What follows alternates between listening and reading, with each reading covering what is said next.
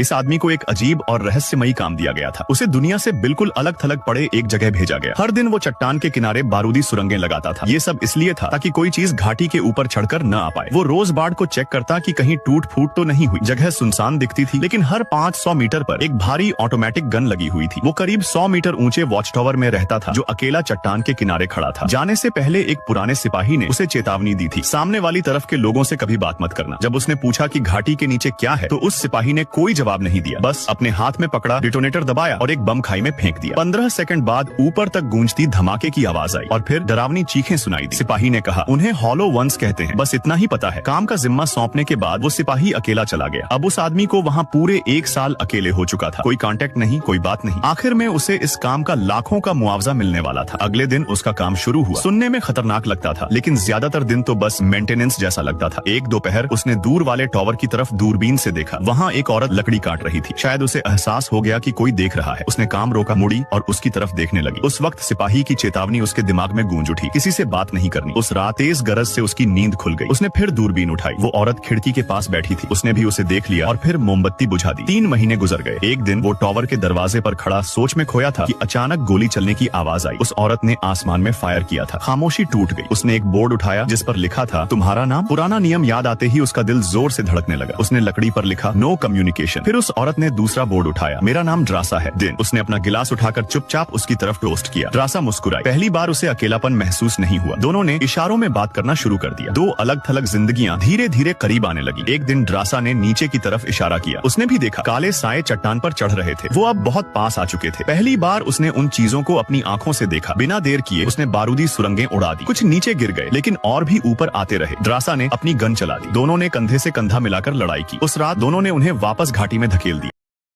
小红书